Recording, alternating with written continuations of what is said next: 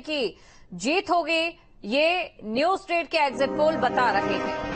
बता दें आपको कि सबसे सटीक विश्लेषण एग्जिट पोल में ये बड़ा दावा कि बीजेपी क्लीन स्वीप देने वाली है एक बार फिर से उत्तराखंड में, और इसी क्लीन स्वीप के साथ हैट्रिक भी लग जाएगी क्योंकि 2014, 2019 और अब 2024 में सारी सीटों पर जीतकर बीजेपी हैट्रिक बना लेगी। तो ये बड़ी जानकारी हम आपको बता रहे हैं। तो बता दें आपको कि उत्तराखंड की सभी सीटों पर जीत रही है बीजेपी, और साथ ही 5 सीटों पर बीजेपी की ही जीत होगी एग्जिट पोल के नतीजे। तमाम एग्जिट पोल में ये बड़ा दावा। तो बता दें आपको बीजेपी का उत्तराखंड में क्लीन स्वीप दिखाई दे रहा है। ये बड़ी खबर आपको हम बता रहे हैं। और साथ ही अगर बात उत्तराखंड की करें तो देखिए 5 सीटों पर जो मुकाबला था वो बेहद रोचक था। बीजेपी की ओर से जिन कैंडिडेट्स के नाम पर भरोसा जताया गया, बीजेपी की ओर से तमाम जो रणनीति थी वो अपनाई गई। पहाड़ की अगर हम बात करें, कहीं ना कहीं यही चीजें बीजेपी को फायदा दिलाती दिखाई दे रही है। कांग्रेस ने सबसे पहले लेट लतीफी की थी अपने नाम, जो अपने उम्मीदवार हैं उन्हें घोषित करने के लिए, उनके नाम घोषित करने के लिए काफी समय कांग्रेस ने लिया, और उसके बाद कुछ ऐसे नाम सामने आए थे जिससे ज्यादा उम्मीद फिलहाल नजर नहीं आ रही थी।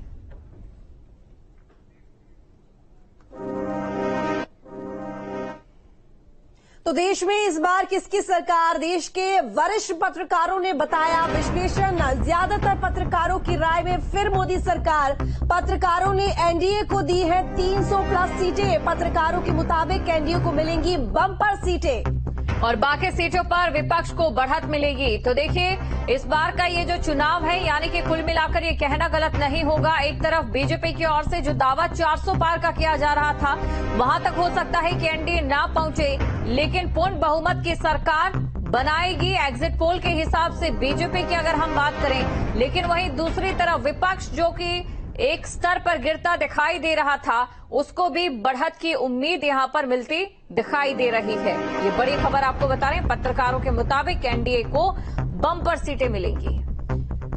बता दें कि बाकी सीटों पर विपक्ष को बढ़त मिलेगी, क्योंकि देखिए अगर उत्तर प्रदेश की बात करें तो एनडीए वर्सेस इंडी गठबंधन है, और इंडी गठबंधन में अगर उत्तर प्रदेश में देखें तो जाहिर है कि समाजवादी पार्टी और कांग्रेस का जनाधार उत्तर प्रदेश में क्या रहा है। पिछले कुछ वर्षों को अगर हम देख लें तो जनाधार बहुत कम, बेहद कम कांग्रेस का। लेकिन वहीं अगर बीजेपी को देखें तो बीजेपी का जो नारा है 400 पार, वो सिर्फ जीत से जुड़ा हुआ नहीं है, बल्कि वो एक आंकड़ा है 400 पार। बड़ी जीत के साथ बीजेपी सत्ता में आना चाहती है, लेकिन इसी बीच ज्यादातर पत्रकारों की राय में फिर से मोदी सरकार ही आ रही है।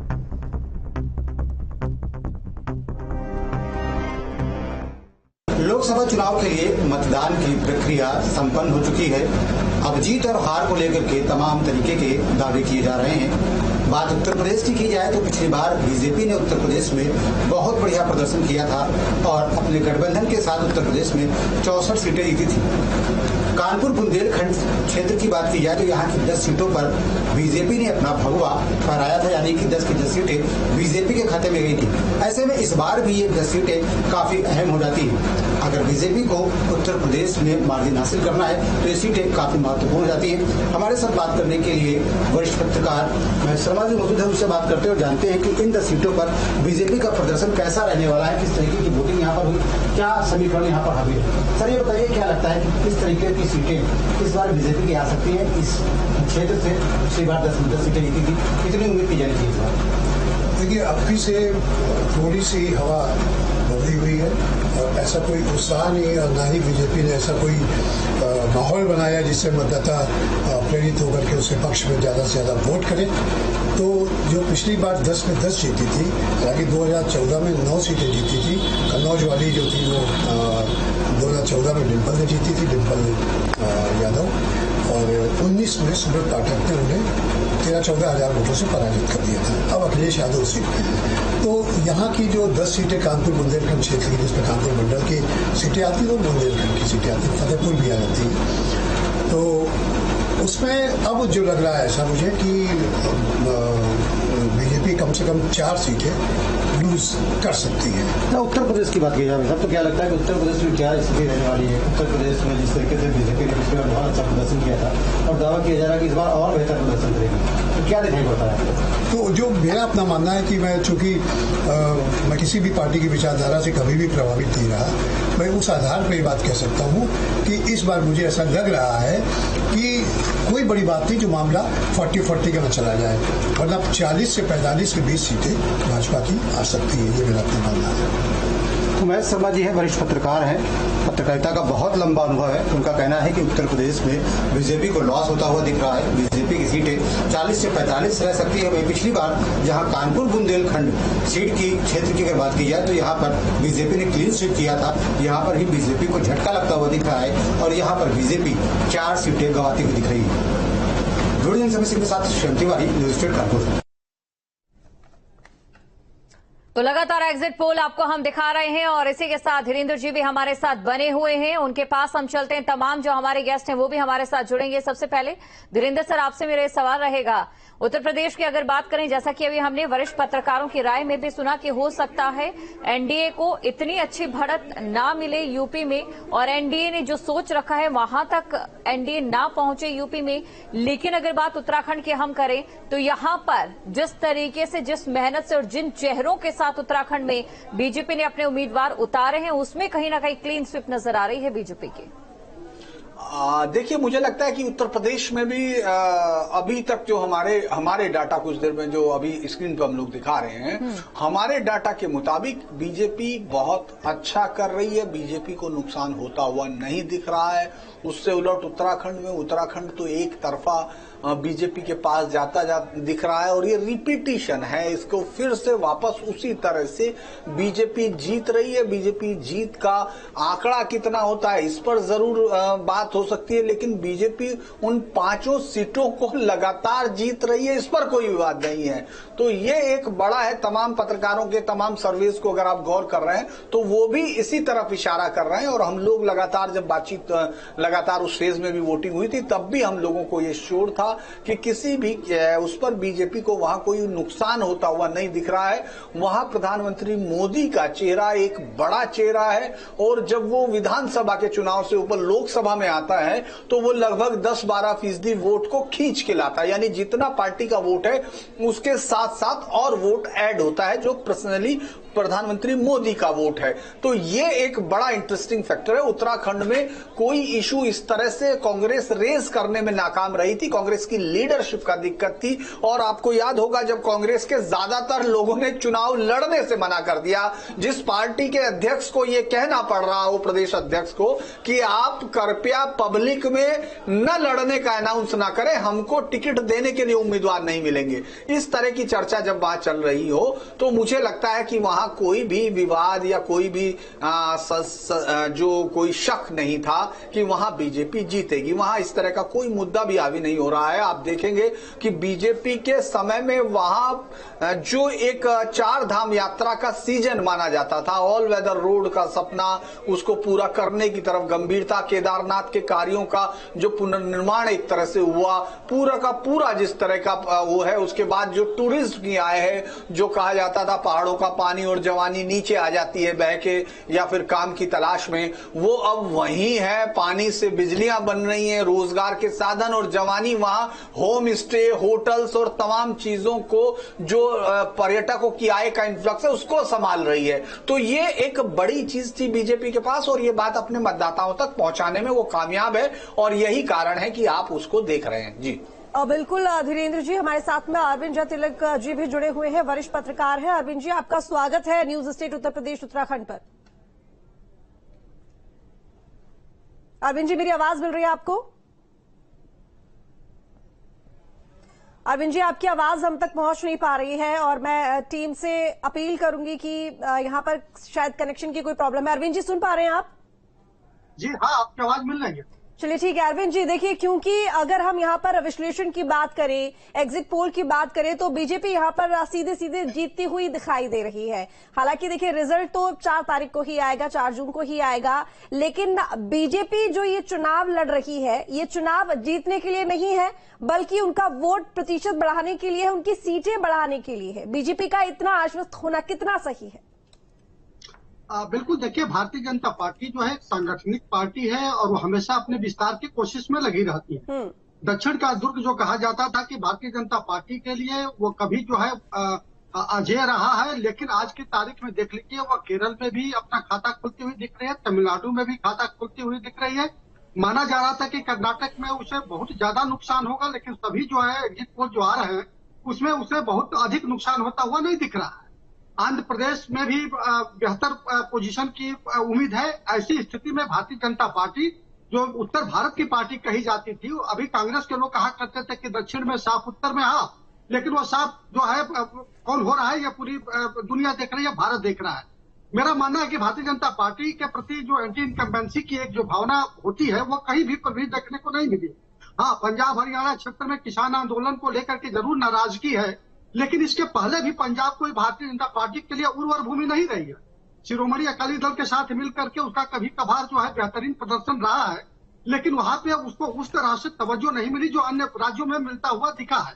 बिहार में जरूर उसे कुछ नाराजगी जो है उसको झेलना पड़ सकता है, क्योंकि नीतीश कुमार की जो पलटी मार राजनीति रही है, कहीं ना कहीं उसके लोगों में एक निराशा फैली है। उसका थोड़ा बहुत असर भारतीय जनता पार्टी को भी भुगतना पड़ सकता है, और जो सर्वेक्षण में आ रहे हैं उसका साफ उसमें दिखता हुआ भी दिख रहा है। तो ऐसी स्थिति में भारतीय जनता पार्टी जो अपने खुद का जो अपना उसका वोट बैंक है, उसका वोट शेयर है, उसे बहुत नुकसान होता हुआ नहीं दिख रहा है। बल्कि अगर सच कहें तो जो अन्य जो राज्य हैं जहां उसके लिए जो एक असंभावना जो बहुत ही जटिल मानी जा रही थी, वहां पर भी वो जो है उसका प्रदर्शन जो है एक जो है कह सकते हैं कि गोल्डन चांस के तौर पर जो उभरता हुआ दिख रहा है। जी, और ज्योत सिंह भी हमारे साथ बने हुए हैं, वरिष्ठ पत्रकार हैं। सर, आपका भी मैं स्वागत करती हूं। ज्योत सिंह जी, जैसे ही प्रचार शुरू होता है, पहले ही दावा पत्रकार है भारतीय जनता पार्टी जी, ज्योत सिंह जी आपको आवाज मिल पा रही है? बीजेपी की ओर से जो दावा किया जाता है सबसे शुरुआती चरणों में, और अभी तक बीजेपी का ये जो दावा है कि एनडीए 400 पार करेगी, लेकिन इस समय जो एग्जिट पोल निकलकर सामने आ रहे हैं वो कहीं ना कहीं ये सवाल भी खड़े करते दिखाई दे रहे हैं कि 400 पार के आंकड़े तक शायद बीजेपी ना पहुंचे।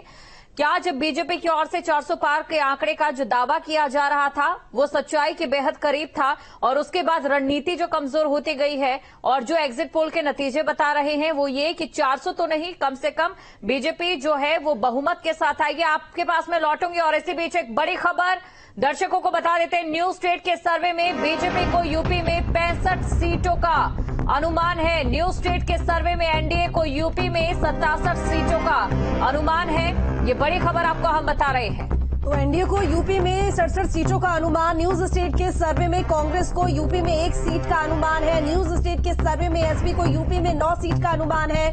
न्यूज स्टेट के सर्वे में यूपी में अन्य को 3 सीट का अनुमान है। तो देखिए उत्तर प्रदेश में 80 सीटों में से आखिर बीजेपी कितनी जीत रही है, एसपी कितनी जीत रही है, कांग्रेस तक कितनी सीटों पर जीत हासिल कर पाएगी, और अन्य की क्या स्थिति रहेगी, ये एक बड़ा सर्वे और सटीक विश्लेषण हम आपको दिखा रहे हैं टीवी स्क्रीन पर। देखिए उत्तर प्रदेश में कुल सीटें हैं 80, बीजेपी 67 सीटों पर जीत सकती है। समाजवादी पार्टी की बात करें तो 9 सीटों पर समाजवादी पार्टी जीत हासिल कर सकती है। वहीं कांग्रेस की बात की जाए, ये 1 सीट की जीत जो कही जा रही है ये वो रायबरेली ही होने वाली है, क्योंकि रायबरेली के लिए पूरी ताकत से कांग्रेस लगी हुई थी। जाहिर है कि सोनिया गांधी जो कि इस बार चुनाव मैदान में नहीं उतरी है, लेकिन वो पहुंची थी वोट की अपील करने के लिए राहुल गांधी के लिए। वहीं अन्य की बात की जाए तो महज 3 सीटों पर जो अन्य पार्टीज हैं वो जीत सकती हैं। तो बीजेपी 67 के करीब सीटें इस बार के चुनाव में जीत सकती है। तो वाकई ये जो आंकड़ा है कहीं ना कहीं इससे साफ जाहिर होता है कि बीजेपी की ओर से जो रणनीति यूपी के लिए बनाई गई थी वो बखूबी यहां पर काम करती दिखाई दी है। राम मंदिर का जो फैक्टर है वो सबसे ज्यादा यहां पर बीजेपी के लिए सटीक साबित होता दिखाई दे रहा है। और हो भी क्यों ना, एक बड़ी जिस तरीके से बीजेपी की ओर से राम मंदिर निर्माण को लेकर अपने पक्ष में प्रचार किया जाता है, तमाम चीजें ये यहां पर फैक्टर जो है वो देखने को मिल रहा है। जो सिंह बिष्ट इस समय हमारे साथ बने हुए हैं। जो सिंह बिष्ट, आपसे ये सवाल करना चाहूंगी। देखिए, यूपी की अगर बात करें तो बीजेपी जिस रणनीति के साथ मैदान में उतरी, प्रचार को लेकर हम बात करें, हिंदुत्व को लेकर हम बात करें, तमाम आपत्तियां भी जताई गई कि बीजेपी कहीं ना कहीं ध्रुवीकरण का साथ दे रही है, लेकिन एग्जिट पोल में तमाम चीजें गलत साबित होती दिखाई दे रही है। बीजेपी को एक अच्छी बढ़त। आपने जो शुरुआत में अपनी बात कही, तो 400 पार का जो नारा है एनडीए गठबंधन का, उस 400 पार को लक्ष्य को माननीय प्रधानमंत्री नरेंद्र मोदी जी के नेतृत्व में एनडीए का गठबंधन हासिल करने जा रहा है। हमने जो ये कहा कि भारतीय जनता पार्टी के अपनी 370 से अधिक सीटें आएंगी, हम उस लक्ष्य को भी हासिल करने जा रहे हैं। और ये बात मैं इसलिए कह रहा हूँ कि एग्जिट पोल के जो आंकड़े आ रहे हैं हम उसका पूरा सम्मान करते हैं, लेकिन उसके साथ जो पिछले 2023 के विधानसभा में, छत्तीसगढ़ में, राजस्थान में, मध्य प्रदेश में एग्जिट पोल का अनुमान था, तो चुनाव परिणाम ठीक उसके उलट आए। राजस्थान में भी भारतीय जनता पार्टी की सरकार आई, मध्य प्रदेश में भारतीय जनता पार्टी की सरकार रिपीट हुई, और छत्तीसगढ़ जिसको कांग्रेस अपना अजय तो मान रही थी, वहां पर भी भारतीय जनता पार्टी की सरकार आई। तो ऐसे ही एग्जिट पोल के आंकड़े हमारा जो अनुमान है उसके निकट हैं, लेकिन माननीय प्रधानमंत्री नरेंद्र मोदी जी ने इस चुनाव में 73 साल की उम्र में जिस तरह से पूरे देश के अंदर पिछले 75 दिन में 206 से अधिक जनसभाएं की, लगभग 2 दर्जन से ज्यादा अधिक रोड शो किए, 82 इंटरव्यू दिए, तो वो अपने आप में उनकी ऊर्जा को दर्शाता है। लोग ये चाहते हैं कि देश ऐसे व्यक्ति के हाथ में सौंपे जिसके अंदर ऊर्जा हो, जिसके अंदर आत्मविश्वास हो, जिसके हाथों में देश सुरक्षित रह सके। और वो इस समय पूरे देश के केवल एक ही नाम है, वो नाम है माननीय प्रधानमंत्री नरेंद्र मोदी जी का नाम। और नरेंद्र मोदी जी के नाम पर लोगों ने इस बार तीसरी बार उनको प्रधानमंत्री बनाने के लिए, देश के अंदर नया इतिहास रचने के लिए वोट किया। देश के कोने कोने से किया। पहले भारतीय जनता पार्टी को उत्तर भारत की पार्टी कहा जाता था, लेकिन मैं इस समय जो एग्जिट पोल के आंकड़े देख रहा हूँ, जो मेरे अपने पुत्र हैं अलग अलग राज्यों में, उनसे चीजें निकल कर आ रही है, ये बताती है कि इस बार दक्षिण भारत में भी भारतीय जनता पार्टी का डंका बजेगा और हम पूरी तरह से 400 पार का जो हमारा लक्ष्य है उसको हासिल करने में सफल होंगे। ठीक है, यानी कि आप कह रहे हैं कि 400 पार का जो लक्ष्य है वो बीजेपी पालेगी। रतन मनी जी भी हमारे साथ में जुड़े हुए हैं। रतन मनी जी, बीजेपी का यहाँ पर ये कहना है, माफ कीजिएगा राजकुमार जी आपके पास आती हूँ, उनका ये कहना है कि यहाँ पर बीजेपी जो है 400 पार का नारा तो दे रही है, लेकिन इसके साथ ही 400 पार के नारे के साथ ये जरूरी नहीं है कि वो इतनी सीटें जीत जाए। लेकिन जो एग्जिट पोल है उसमें अगर हम 2019 की बात कर ले तो 65 सीटें एनडीए की रही हैं, और एग्जिट पोल में फिलहाल अगर हम देखें तो 67 सीटें हैं। अगर उत्तर प्रदेश में सीटों में बढ़ोतरी हो रही है तो जाहिर है कि हर राज्य में बढ़ोतरी होगी। तो यानी कि ये जो 400 पार का नारा है तो जाहिर है कि बीजेपी वहां तक पहुंच सकती है आसपास। हाँ, मुझे ऐसा लगता है कि चुनाव प्रचार की शुरुआत में ही अपने दावे को इतना ऊपर उठा के रखने से भारतीय जनता पार्टी के नेतृत्व ने, खासतौर पे मोदी जी ने एक ऐसा टारगेट दे दिया जो कि लोगों को, उनके समर्थकों को, पार्टी के लोगों को उत्साहित करने के लिए जरूरी था। क्योंकि अभी पिछले कई दशकों में कोई भी केंद्र की सरकार 2 टर्म के बाद तीसरी टर्म जीतने में सफल नहीं हुई है। और अगर मोदी जी अपनी टीम के साथ तीसरी बार जीत हासिल करना चाहते थे तो उन्हें अपनी पूरे संगठन को, सारे कार्यकर्ताओं को उत्साहित करना जरूरी था। इसीलिए 400 पार का नारा दिया गया। और मैं समझता हूँ कि पार्टी के अंदर, पार्टी के बाहर हम लोग जो तमाम सारे ऑब्जर्वर्स है वो भी ये बात समझते थे कि 400 पार का जो नारा है वो केवल एक उत्साहित करने के लिए और एक मैसेज देने के लिए कि बीजेपी के अंदर कितना सेल्फ कॉन्फिडेंस है कि वो 400 पार की बात कर रहे हैं, वो भी अपनी तीसरी टर्म के लिए। और अब जिस तरह से एग्जिट पोल के नतीजे आ रहे हैं, और मुझे लगता है कि अगर इसी तरह की पैटर्न हमें वास्तविक नतीजों में भी देखने को मिले तो ये नारा ऐसा लगता है कि अपना काम कर जाएगा। चलिए ठीक है, लौटेंगे आपके पास में। इसी बीच एक बड़ी खबर आ रही है, उसकी तरफ रुख कर लेते हैं। देखिए, तमाम एग्जिट पोल में बड़े दावे किए जा रहे हैं, ये बड़ी जानकारी आपको दे रही है। तमाम एग्जिट पोल में बड़ा दावा, उत्तराखंड की सभी सीटों पर जीत रही है बीजेपी। 5 सीटों पर बीजेपी की होगी जीत, एग्जिट पोल तो यही बता रही है। और जाहिर है कि अगर इस बार बीजेपी जीत जाती है उत्तराखंड में, क्योंकि अब जो स्थिति रही है उत्तराखंड में बीजेपी की, उससे यही जाहिर होता है कि 5 सीटों पर एक बार फिर से कब्जा होने वाला है बीजेपी का, तो ये हैट्रिक हो जाएगी बीजेपी के लिए। पिछले 2 बार के चुनावों में बीजेपी ने 5 सीटों पर क्लीन स्वीप किया है और इस बार भी क्लीन स्वीप करने जा रही है उत्तराखंड में।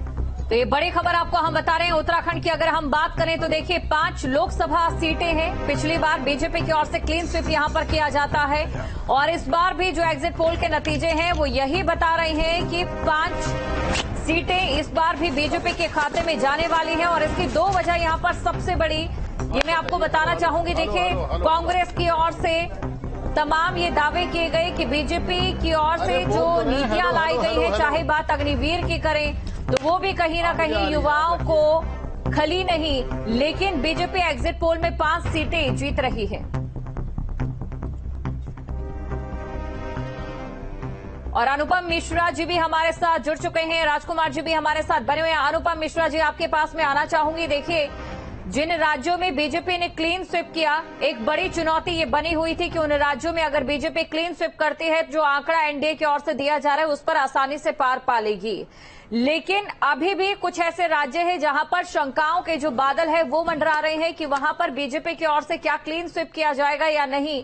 लेकिन बात अगर उत्तराखंड की करें तो यहां तो क्लीन स्वीप है और इसी के साथ साथ मोदी फैक्टर और पीएम मोदी की ओर से जो साउथ को अपने साथ जोड़ने की कोशिश की गई वो भी कहीं ना कहीं एग्जिट पोल में रंग लाती दिखाई दे रही है।